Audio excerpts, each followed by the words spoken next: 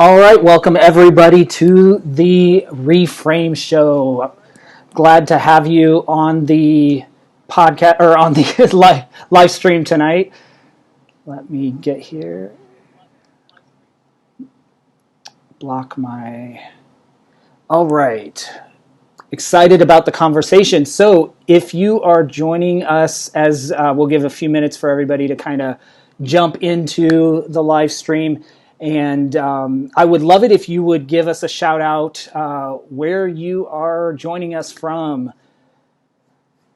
Ulysses Alonso, hello, hello, hello. Go ahead and drop in the comments your a hello to everybody. Excited about this conversation about what is happening with the supply chain and the disruption of this global pandemic and all that means to us both now and in the future. Excited for this conversation and so glad to have you joining us as you come in the room today. Be sure, as you join, grab the link if you're on YouTube, the URL link right above, and go ahead and share that out on your social channels so that others can join the conversation. Grab that link and share it out. If you're on Twitter, please retweet. I want to say a special thanks or a special welcome to the people joining us on Twitch. I am not a gamer, so I'm really excited to be in your neck of the woods on the internet and here in cyberspace, and I'm grateful for you there in Twitch land welcoming us and being so hospitable to those of us who are just chatting. So glad to be on Twitch. Go ahead and if you're on YouTube also, please subscribe to the channel so that you can get notified of future streams. We're going to be having a lot of exciting conversations coming up in the next few weeks. You won't want to miss those, so be sure you're subscribed to my channel there on YouTube. Again, if you're just joining us, welcome, welcome. Glad to have you. Please drop a comment in the comments to join the conversation. Say hello to everybody. Mandy, glad to have you in Washington, D.C. Thanks for joining us. Go ahead, again, grab the URL, share it out over Facebook, Twitter, wherever you are, and let your friends and colleagues know this is going to be a great conversation for this evening on supply chain and supply chain management. So I'm excited to get into the conversation. I want to go ahead and start the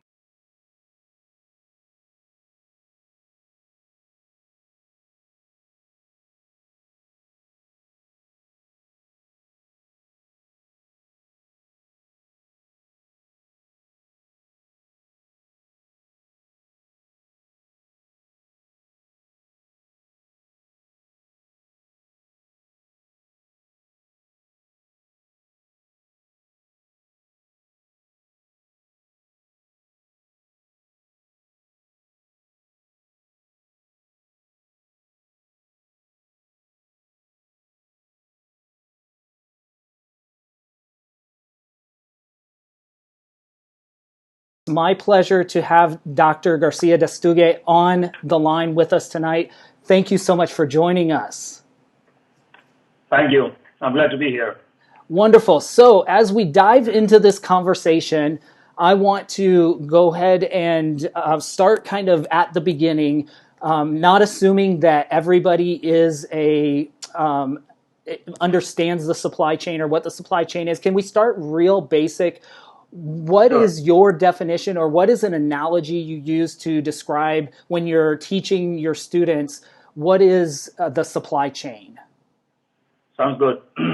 Well, the best metaphor to describe what supply chain management is and what a supply chain is, I heard it from my mentor, so I'm going to use that one. A supply chain is like a tree. Okay. And imagine that you get a tree, you get it out from the soil, get the soil off the roots, get the leaves off the system of branches, and you put it sideways. So you have a trunk in the middle, you have systems of branches downstream, and the system of roots upstream. And if you visualize the tree, then you can think that the tree has some roots that are thicker than others, and some branches that are thicker than others. So the trunk of the tree is the company our company is us. The system of roots are the suppliers, and the system of branches are the customers. And the analogy continues. There are some roots that are thicker than others, and if you cut one of those, the tree is going to hurt more than if you cut some of the small ones. Okay, and with the branches the same way. So a supply chain is the tree sideways with a network of suppliers and the network of customers, all the way to the end customer. Okay. And supply chain management is actually identifying what are your most important suppliers and your more important customers, and manage those relationships for the sustainability of the organization. Okay, so the supply chain is really the process by which goods and services are transferred from the production apparatus to the customer. So the supply chain is all the suppliers that go from, let's say, from the farm or from the ocean, that harvest what nature provides, mm-hmm. and moves it and transforms it through the supply chain all the way to the end customer. And yes, services the same way. It's easier to think about it of products because mm-hmm. we can see it, right? Right. But imagine from the production against nature on the farms, getting minerals or harvesting from the ocean, mm-hmm. all the way to the end customer. In there are multiple companies mm-hmm. that perform multiple activities. Gotcha. So the management of the supply chain is managing all those activities.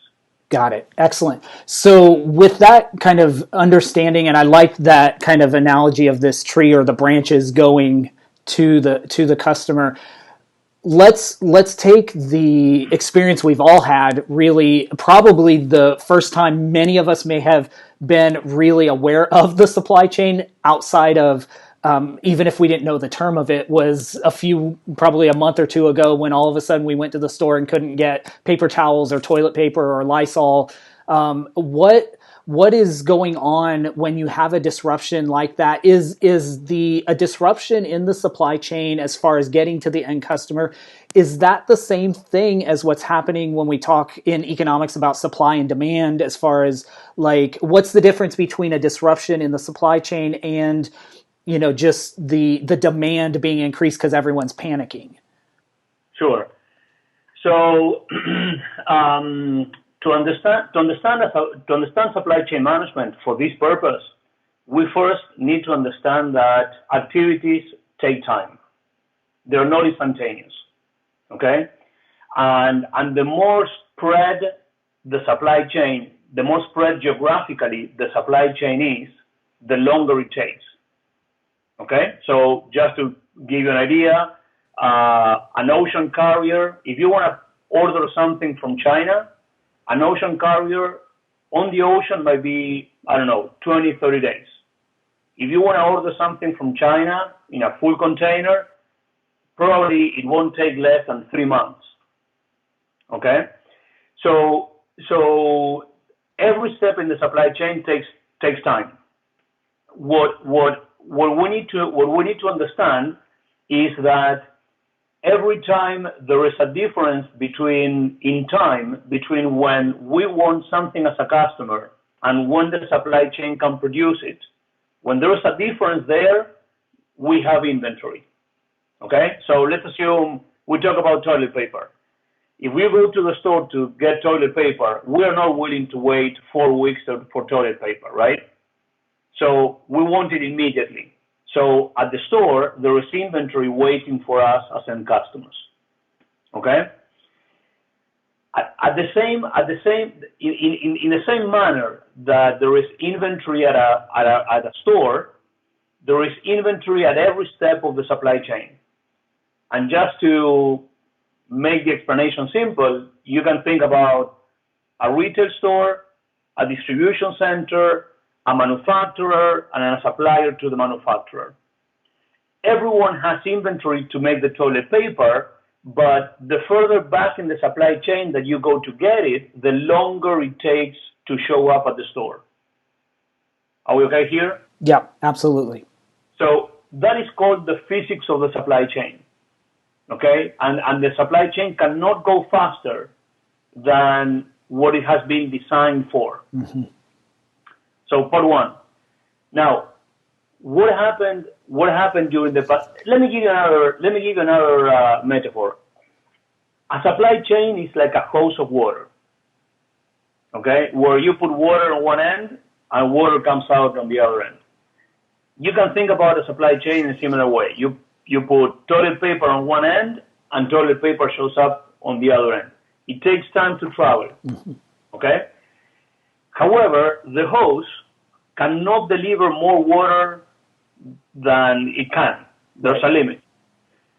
The same way happens with the grocery store. The grocery store is designed not only on the shelves and the cashiers and the back room, is designed to deliver so many products. What happened at the beginning of the pandemic was that the customers freaked out and they went and bought everything they could. Okay? What I call phase one of the disruption was that stores were not able to replenish fast enough. Mm-hmm. Products were replenished and they didn't even touch the shelf that customers were taking it, right? Mm-hmm. So the analogy of the hose is that if demand is high because customers are buying more than they actually need, because rest assured, we didn't go to the bathroom more than we had to, as a result of the pandemic, right? Yeah. So we didn't use more toilet paper than we usually use. However, people bought 10x, 50x what they needed. Yeah. So then there is the analogy of the hose. We have a lot of people getting everything they can, and what they got was the inventory that was at the stores. Okay? When the supply chain had to replenish, well, that took some time, and the demand was still high, flowing faster than what the supply chain could bring back to the stores. Got it. Make sense? Yeah, absolutely. Okay, so, and this is a good, if you're just joining the live stream now, feel free to drop questions in the comments. We're happy to and I would love to bring your comments or questions into the conversation show. So please feel free to jump in the comments and drop your questions as we go through this conversation. So we have this disruption happening. I'm curious kind of on the backside, as you see this as an expert in this, you see this start to unfold. What is the first thing that pops in your mind when you see this craziness happening? What are you and your colleagues talking about, over the water cooler, so to speak, even though quickly we were all sent home, but I'm curious kind of what is your reaction when you see all of this unfolding? So I think that the moment we are now, right now, it's more critical than where we were 2 months ago. Really? Yes. And this is why. Because imagine, so let me bring you back to the supply chain and answer your question indirectly. Sure. Imagine that in the supply chain you have the retail stores that have inventory, the distributors that have inventory, the manufacturers that have inventory. Okay? So the first couple of weeks, people were buying a lot and product was moving forward. Okay? And it was being replenished. With inventory that was already manufactured, because imagine that if you go buy something at a store, except that it's fresh fish, there are things that you go to buy at the store that have been manufactured maybe months ago. If there are products that are shelf stable, they have been manufactured months ago. So that product is replenished with inventory, with product that has already been manufactured, that is ready to be shipped. Okay? Now, we are responding and we continue to feed the supply chain with manufacturing. So now the question is whether the machinery that is a supply chain, all the activities, transportation, distribution, manufacturing, can be operational at the same level that they were designed for. Okay? Look at what is happening with the beef industry. If in a processor, in a slaughterhouse, we find COVID, then like that processor from Minnesota, they have 4,000 employees. Wow. Yeah. So if you have to do social distancing in that environment, I mean, clearly the factory wasn't designed for social distancing. So what measure can you make overnight to comply with the social distancing requirements? Well, instead of being in this room working 20 people, now we are, what, 7? Right. Fair enough. But then production will come down, right? So basically the hose is being squeezed because we are not being able to move product through the supply chain. Right. So I think that the moment we are living now is more critical than the first hype from end customers. Because the strain is on the actual manufacturing now to keep up or not, depending on the demand. And obviously, it looks like we're all going to be in this for the next 12 to 18 months, really, until there's good news on a vaccine front. And so there's going to have to be all kinds of adjustments made in distribution and logistics and all those things that impact the supply chain. And manufacturing. Yeah. Yes. Exactly. So a good question comes up. Go ahead. Let one more twist. Sure. And what happened now is that end customers going crazy. That has slowed down already because we are all full of everything. Yeah. So the people that went crazy and bought 50 packs of toilet paper, well, they have no more room for anything else, right? Yeah. So you filled up your freezer, you filled up your fridge, you filled up your pantry, and then your rate of purchase goes down to normal, to replenishing normally. Right. But you're in a sense using all that inventory that's in your home. Absolutely. So what I'm trying to say is that the grocery stores go to normal. Yeah. Because we all start buying normally again, but the question is, what happens with the products that are being manufactured now? Right. That probably will hit the store in a few weeks. Right. Yeah, and if we have additional clear interruptions, it seems like this example was just people panicking in a lot of regard. And now when we have it, for example, in beef or poultry or anything, if there is a major, even a national or even a global interruption, that could have really dire circumstances, especially for people who are, struggling already for food insecurity or whatever's going on. So a question comes out. Cesar Guerrero says, what is your estimate of time involved to go back to normal if in the food supply chain specifically?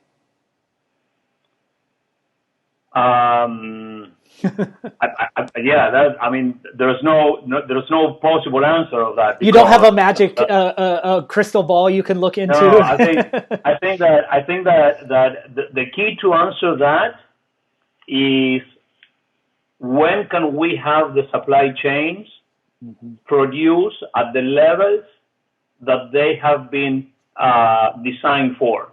Right.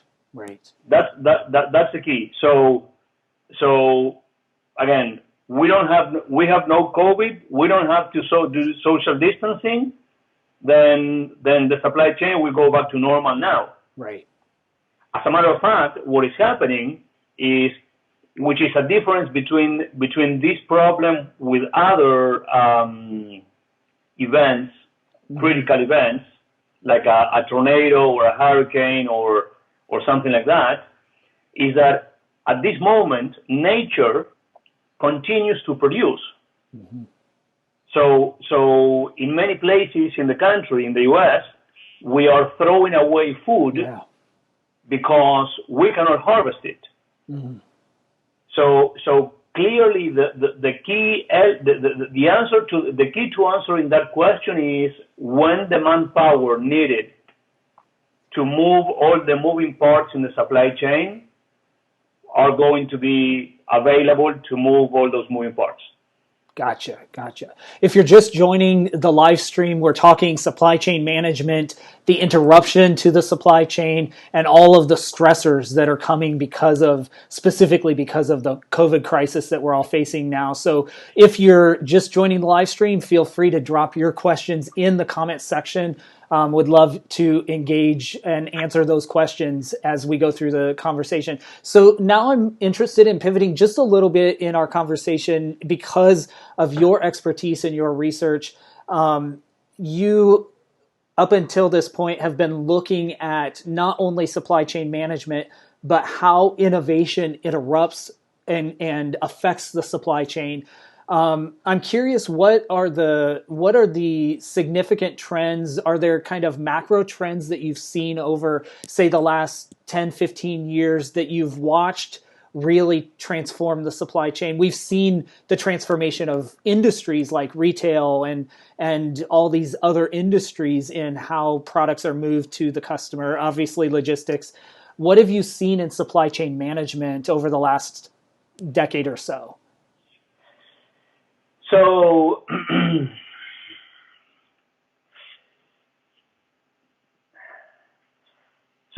I guess that the biggest mega trend that now is so evident to me is the extent to which humanity, not only here in the US, but humanity, have chosen only one geographic region to manufacture everything. Okay, and purposely I'm not naming the country because I don't want this to be a country versus country, but I mean it's kind of crazy, right? I mean you wouldn't have one customer. Only under very few circumstances you have a single source or a single supplier for something. There are some companies that exceptionally have a single supplier. Why would humanity manufacture something in only one place? And it's clear that we couldn't bring labor here. We couldn't bring regulations, environmental regulations and other regulations that increase cost that are present in that geography. We couldn't bring them here, so we had to move the manufacturing facilities there. Okay, so that's one, and that's probably a side effect of industrial revolution, economies of scale, right? The dependency that now we have created in the world it's big, it's substantial. When I was a kid, things made in China were low quality. Now there are things that only Chinese suppliers, Chinese manufacturers can manufacture, and only Chinese manufacturers can manufacture at the volume they produce and at the consistency that they produce. So now they have capabilities that no one else in the world has. So that's one. Probably the other mega trend is globalization. That again, I think that to some extent we are overdoing it. Okay, we get carried away because of the market. We get carried away and we create on the customers the expectations to eat plums year round.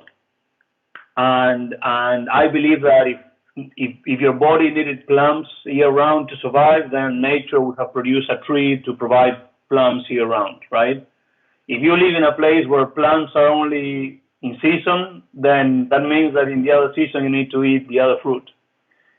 We move stuff. I think that we move too many stuff around, and from a cost point of view, there is an important component of the cost, which is the cost of using the environment that is not accounted for in the costing, because no one pays for the use of the environment. So when we have to start paying for the carbon footprint, then plants would cost maybe 3 or 4 times what they cost now if you bring them from New Zealand or from Argentina in the off season. I mean, and then probably, of course, the being hyper connected. That's the big trend, and this hyper connectivity is not only present at the level of the end customers, but in the supply chain.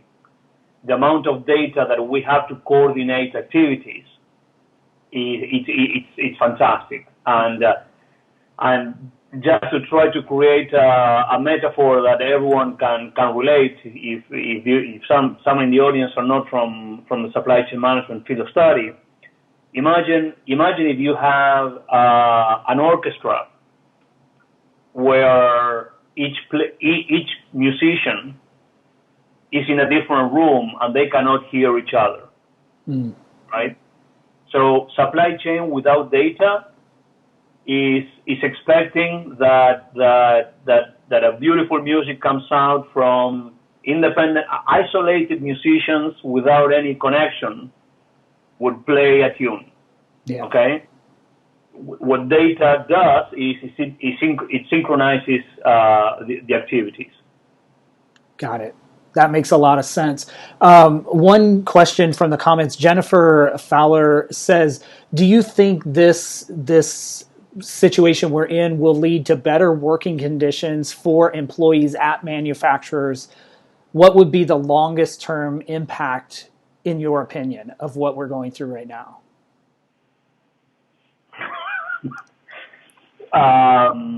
Again, get out your crystal ball and... I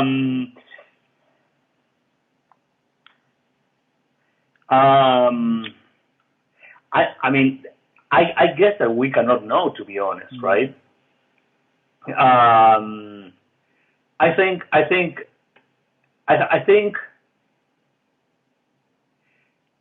that my best hope is that this makes us reconsider stuff. Okay? And but the thing is that everyone will get affected, including the end customer. So, for example, when I say that we manufacture, the humanity manufactures too many things in only one geography, then a possible reply to that comment is, well, are you willing to pay more for what you buy, right? Because the point is that what is called the landed cost, the cost of the product at the store, it's pretty low in comparison to if we manufacture it locally. What is going to happen is hard to say. I don't know. I mean, there are manufacturing conditions in some industries that are more complicated than others. Right. However, here in the U.S., the standards are pretty high, and pretty good, right? Yeah. I don't know how to answer that question, Jennifer, any better. So she clarified a little bit. Obviously, there's all these interconnected impacts. What do you see as being maybe the most severe impacts coming out of this, or in the middle of it? Like, what are the 1 or 2 most severe that you are observing or expect to observe? So the impact is that we might get our supply chain disrupted. So, for example, we are now. This started in Easter, and the first time I was asked about this, I said, look, if Eastern products are at the stores, then there's no Eastern products in the supply chain. I mean, this might not be absolutely accurate, but it's a good way to explain. Sure. So what is at the distribution level, maybe it's the next season, which is what, 4th of July and summer, okay? And then in manufacturing, you have the season that comes after that one, particularly if manufacturing is in China. So in China, they are manufacturing or shipping Christmas stuff already, right? So do I expect that there's going to be a disruption for Halloween? Yes. I mean, I expect it. I'm not counting on it, but if it happens, I wouldn't be surprised. Got it. Because now we are having in some countries there are appearing what is called the second wave. Mm-hmm. So if a second wave happens and China shuts down manufacturing again, then products will not be manufactured and they won't be shipped. Okay? But again, you got to consider that what happens now in China, in terms of products, will impact us here in the U.S., I don't know, 4 or 6 months, the soonest. Got it. That it's almost like the ripple effect of the economy, and we're dealing with this health crisis, but obviously the economic crisis, and we're experiencing that as well, and it kind of reverberates around the world. And you're right, if there's a second wave of this that kind of goes around the world at different places, especially if it starts in China, because so much of the manufacturing is done there. Do you think, Ulysses Alonso says, Professor, how do you see the pandemic speeding up technology and the way we now buy? Specifically, he's curious about groceries and obviously wine and spirits. So like groceries and alcohol. What do you observe, or what is your thought on that based on what you've researched and seen in the past? Yeah. So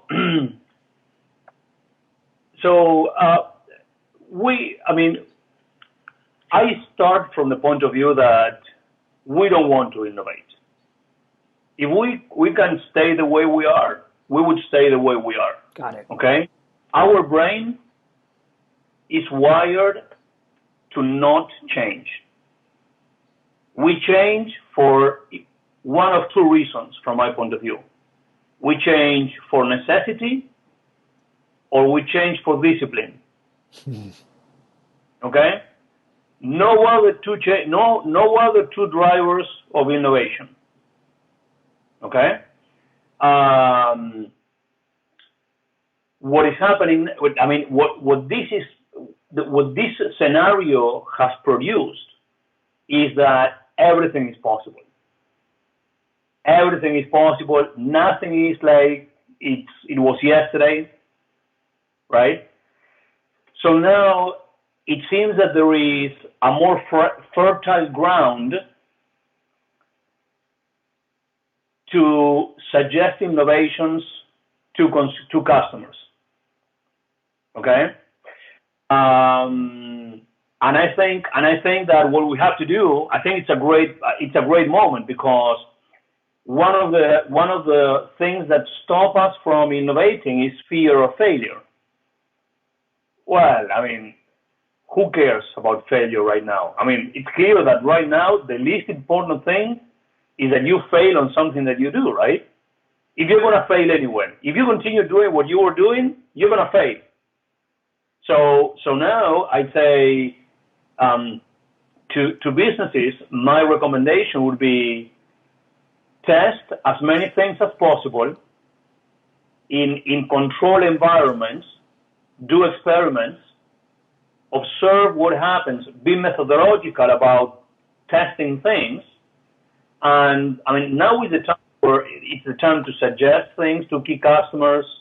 Is the time to suggest things, to create programs for end customers and see how they react. Yeah, it's a fertile moment, I think. So again, if you're joining the live stream, feel free to drop your questions for the professor in the comments, and we'll bring those into the conversation. So, taking and piggybacking on that kind of perspective of this is a fertile time for businesses to their process is already disrupted, so to speak, and so this is the time to really think innovatively and suggest these things to customers. How can the average business owner or even a small business owner, how can they be thinking about how to leverage this with that as the context, this opportunity? What are the ways they should be thinking? How should they be interacting when you say be methodological and lay it out? What are the ways that a business owner can do that effectively from your perspective? Okay. Well, first off, it's easier said than done, right? Sure. Yep. So, and here I'm just saying what to do, and then I go back to my world, and so I don't wanna sound unfair, but I think that it's a time to sit down and come up with a handful of ideas and pick or a handful. First, we have to have the ideas, okay? And a key to innovation is to have a lot of ideas. Good ideas are the result of a lot of ideas, okay? The light bulb going off never happens, okay?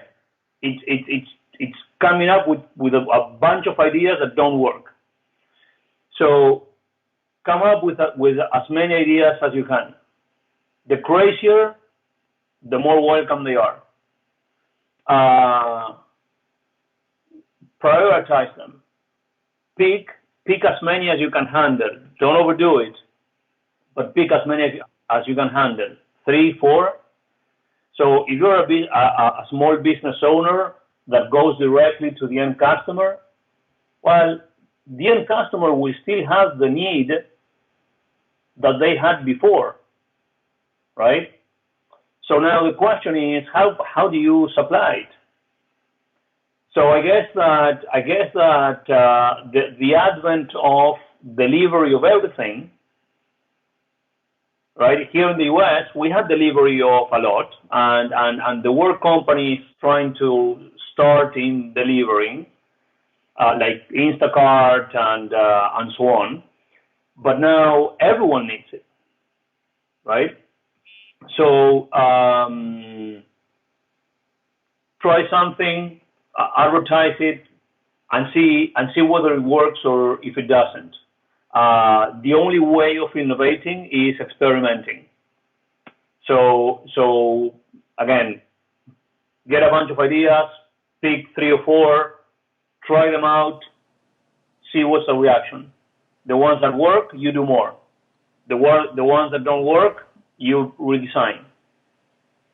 Yeah, I think that's the challenge for most people, especially business owners. Even if you're really creative, you get so heads down in the day-to-day operation that it switches you out of that creative side of your brain that is generating new ideas. But I really like that advice of coming up with as many ideas, and the crazier the better, because you can almost take this time when we're somewhat sidelined to maybe completely take time just to get crazy and be crazy and to think of things that you never would have thought of before. A couple of weeks ago, I had a conversation on this live stream about what work would look like in the future.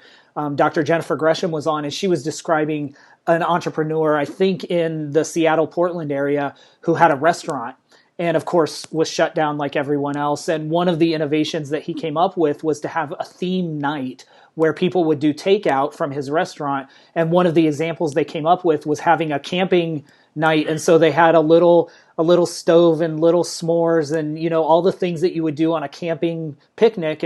But then, of course, the dinner was, say, $200 or $150, which was, larger than someone may have spent. But it was a real something people normally would not have done if they just came into the restaurant to eat. And so I think all entrepreneurs, that's the challenge, is how do you think creatively and meet your customers' needs? To your point, they still have the same needs.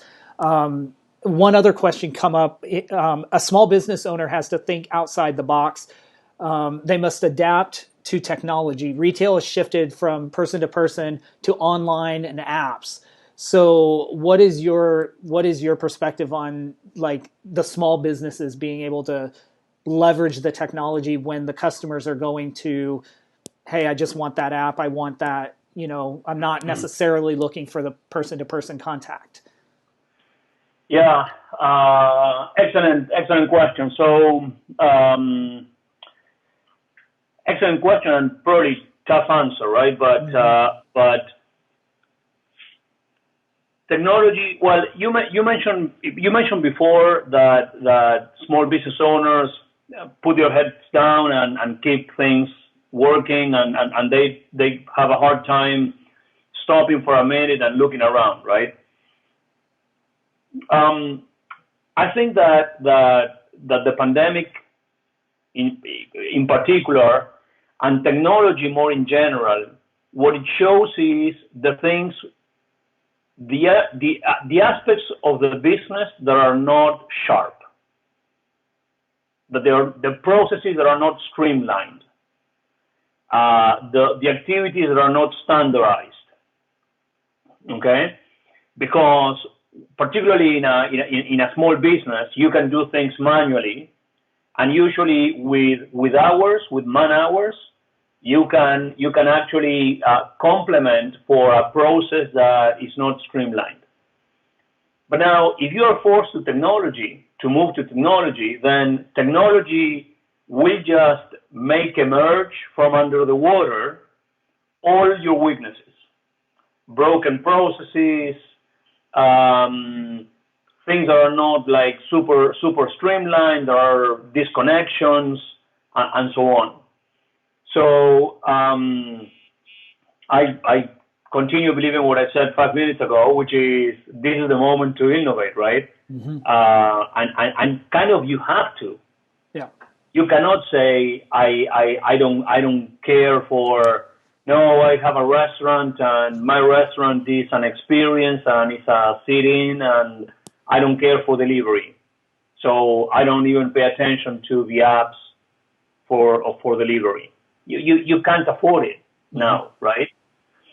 So now it's like a forced adoption of technology or technological trends.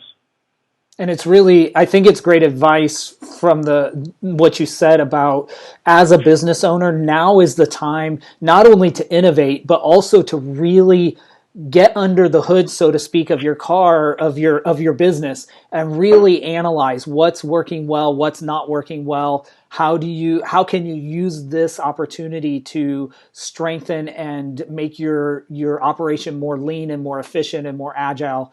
I think that's really helpful for a lot of business owners that, all of us were kind of blindsided in a way by this, or with the suddenness it seemed to pop up, and having to adjust your business and sometimes even your whole business model. To your point, this is the time to really look at those vulnerabilities are now on full display for everybody. Agree. But let me give 3 more potential ideas about this. Depending on the age of the entrepreneur, consider adding the youngest person in the organization in the innovation team, and don't ignore them. Okay, number 1, if it is a family business, this is the moment to give children the opportunity to run with the ball. Okay, and last, but it's the most important thing, talk to customers and pay attention to customers. Look at what they do. Okay, more important than ever, because the customers are also having to reshuffle their lives and their practices. Correct. So while the end customer self-discover how to adjust their life,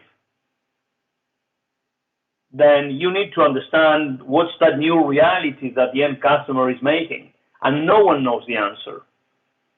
So no one is better than you to ask your customers. Excellent. That's really helpful, especially like you said, the family-owned businesses. This is a time where that if everything's being shaken up, it's a time when the next generation, so to speak, can really potentially shine, and you can see how that's going to go. Well, a question that came up on manufacturing specifically, we talked earlier about the disruption to manufacturing.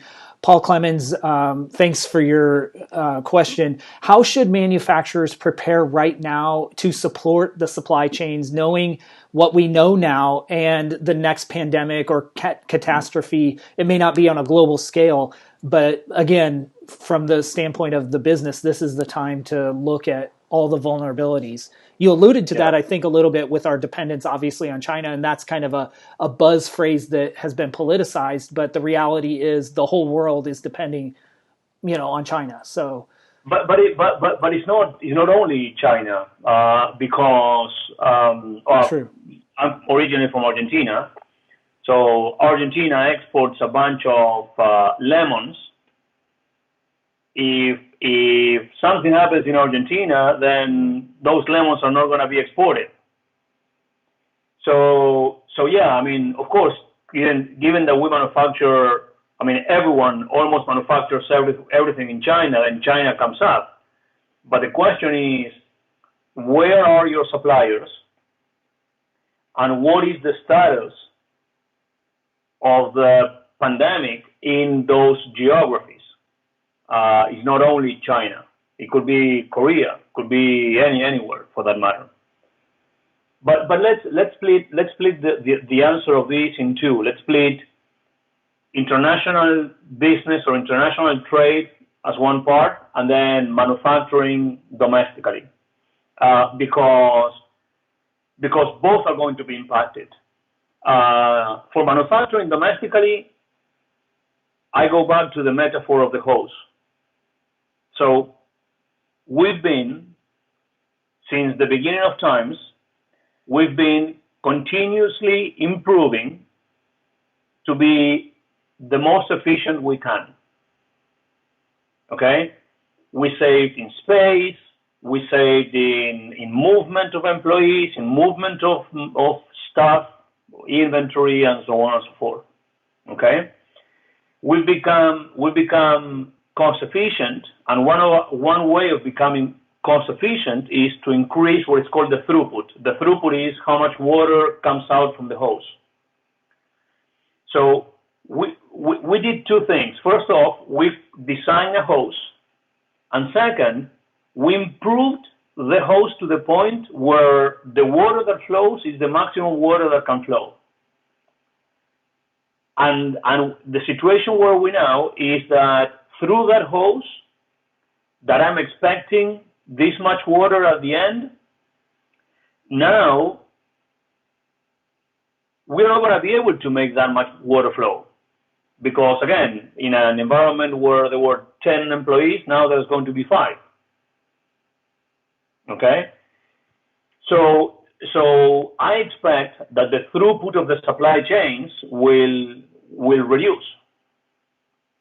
And probably we will spread out.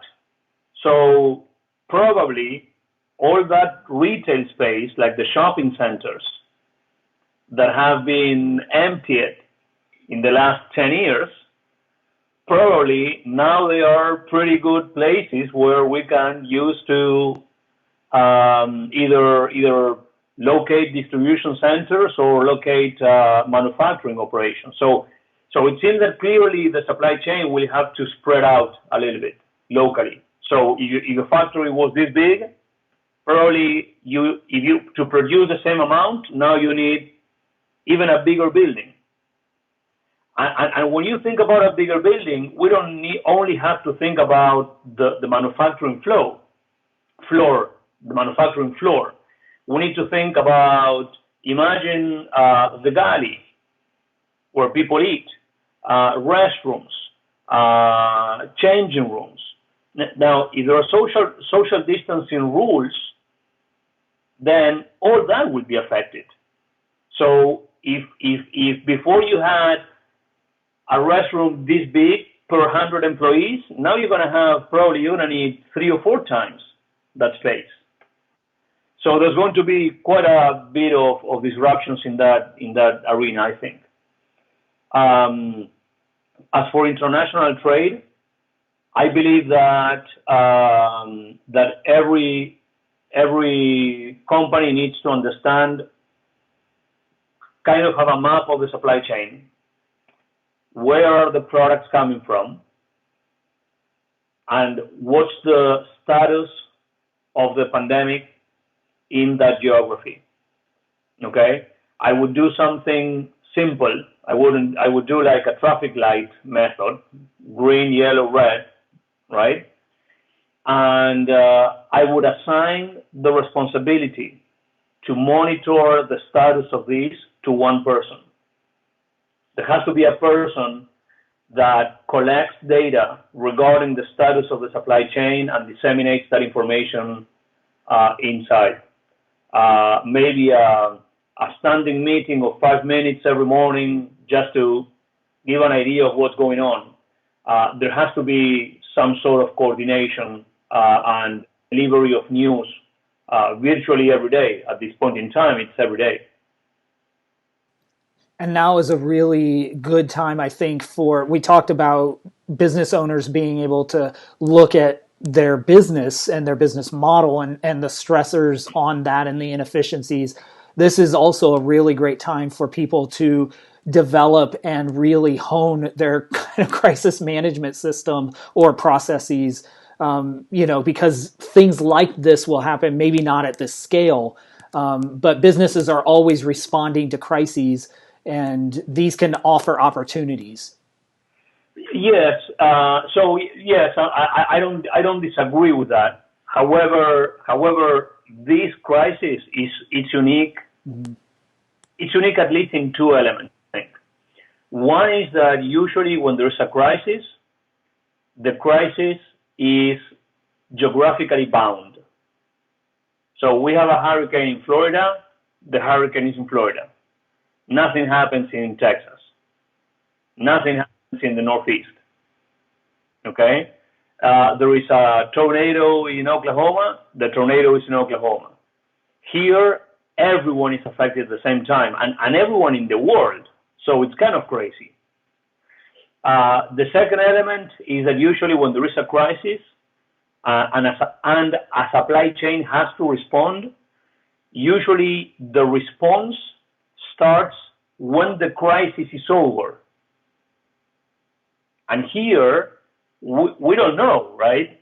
So, I mean, to Jennifer's question at the beginning, what is going to happen? I mean, no one knows, because no one knows how this is going to last and how strong it's going to be. I mean, is social distancing of 6 feet enough, or we need social distancing of 30 feet? Because that will affect the throughput of the supply chain dramatically. Absolutely. Yeah. Yeah, that's a good point. Those distinctions of this really is unlike anything we've seen in the last 100 years probably, but and because of the interconnectedness and globalization, all the things you mentioned, this is a completely different crisis than even the Spanish flu or other epidemics have been in the past. However, to your point, this is a moment to raise awareness, at least. Mm-hmm. I mean, I don't know whether it's a moment to redesign your crisis management systems, like what are your procedures. But at least, I mean, because we're dealing with a lot, right? So if you want me to work on that, it doesn't seem that is something that will affect the continuity of my business right now. it's something to think about later. Yes, I agree, definitely agree with you. However, yes, this is a point to start raising awareness. Like, I mean, if you're bringing everything from one geography, I think that probably now is the time to reconsider it. Absolutely. At a cost, but yeah, it's the you're having to make those decisions, and all of us are reevaluating. To your point, this is the most important time, I think, or one of the most important times to actually talk to customers, because that is shifting the customers' perspectives, the customers' decision, the things that are impacting their decision may be changing every day. Because of this. So if you're in, join the live stream in the last hour. This has been a great discussion. We have about 2-3 minutes left. If you want to drop quick rapid fire questions, any last minute questions in the chat, please do that now. I do want to thank all of you who have joined the chat. Professor, where is the best way for people to connect with you beyond this? Is it LinkedIn? Is that the best place for people to connect with you? Yeah, LinkedIn or Twitter. Okay, excellent. And those are already, if you're looking at or joining us on YouTube, those contacts and links are already in the show notes for this live stream. So if you're watching it later, you can scroll down in the show notes and connect on Twitter and LinkedIn. It's been a fascinating conversation. I want to thank all those that chimed in: Ulysses, Jennifer, Paul joined in, several that Mandy joined in. I appreciate you all jumping into the conversation. All of you that kind of lurked and just observed the conversation, we appreciate you as well joining us this evening. Next week, we will be having a kind of a different discussion. We're going back to discuss education, but specifically we'll be talking about equity and representation in the student-centered classroom. So I'm an educator and I'm excited to have this conversation. Our guest will be Pam Margolis. She is the founder of the Unconventional Librarian, and she is an expert and consultant to educators on this very important topic of how students from minority communities can be centered in the classroom from the perspective of representation and equity, and why that's so important to the learning process. So that's a conversation you won't want to miss. Again, if you're on YouTube, you can subscribe to my channel and set a reminder. That live stream is already scheduled, so you can set a reminder for next week. That'll be a conversation you want to have. Tonight, Professor, I want to thank you so much for joining me. It's been a really enlightening conversation, and it's going to be really interesting to see how all of this plays out and really see how we all can grow, but also maybe take advantage of these opportunities as well. I want to thank you so much for your time this evening. Fantastic. Thank you for the invite. It was a pleasure. Wonderful.